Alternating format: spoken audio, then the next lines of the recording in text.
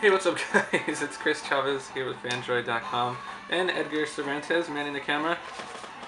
We are taking a look at the LG Optimus G for both Sprint and AT&T. And what I wanted to cover in this video was just, I guess, give you guys a quick look at the differences, the very subtle differences between the two devices. I guess we'll just cover the physical outside stuff first, but the AT&T version is actually my favorite of the two. It's got this nice chrome banding, metal banding around the screen, and it's kind of like holding everything into place. Stops right around here, and then you have the plastic backing here, which has this very nice texture. It reminds me of like the Galaxy Nexus battery cover, but very, very nice and sleek and solid. And the top you have like a softer, like a plastic band up here at the top, and it's just more squarish and form-fitting, I guess. It feels a little better in the hand because it kind of just wraps or molds to it. And what else do I want to talk about? Oh, the camera. On the Sprint version, you have a little protrusion. It's kind of like a little nipple, I guess. It's not as bad as, say, like the HTC One X, but it's still sticking out there, which is a little strange. On the AT&T version, you have this nice, just completely flushed camera. Just goes right into the back of it, so nothing's sticking out, nothing's scratching anything, and it's just really, really, really cool. It's kind of weird that they don't have the LG sign on the back of the AT&T one. It's LG here and an AT&T insignia, large logo. And that's kind of it for the outsides. The Sprint one is you just have like this one piece that just kind of covers the sides and the whole battery cover, like it's almost like a battery cover, but you can't remove it because it's and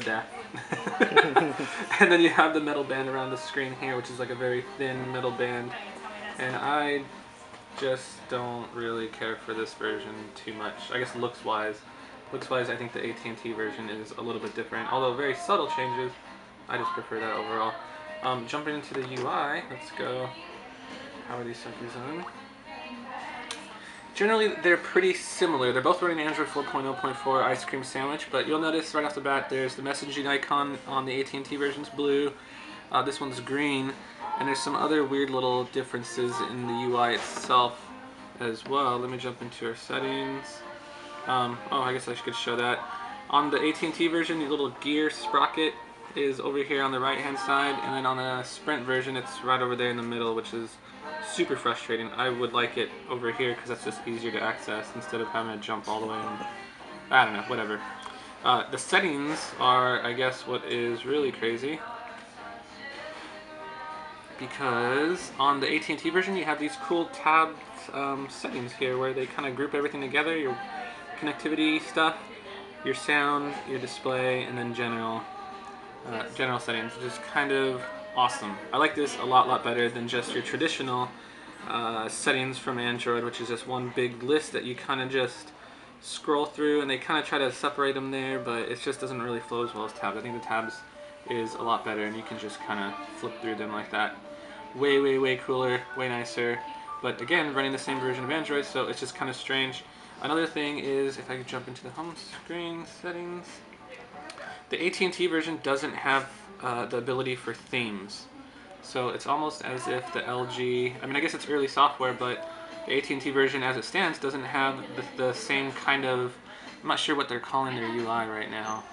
It's not TouchWiz, it's actually nothing like TouchWiz. This is actually a lot better than TouchWiz, but you can see here, the Optimus G on Sprint has all these cool little settings, so you can click one of them and kind of see all the different icons and see how it changes around everything. And this is just in the built-in launcher, so it's very, very cool, kind of like MIUI or some of the custom launchers that are out there. I think it's really, really snazzy. You don't really get that on the AT&T version at all. And there's a bunch of just small little things. Choosing the wallpaper, if I choose it on the Sprint version, it just allows you to crop it like that. If I choose it on the AT&T version, jump into my wallpapers and then go over to, let's find those feathers. Here we go.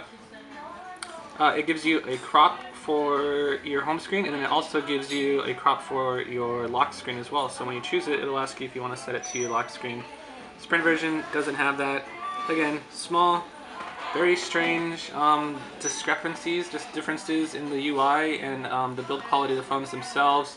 The Sprint version is, I know this is the AT&T one. This one feels like it's thinner, but I guess it's not. It's only because this one just has a little nipple on the back.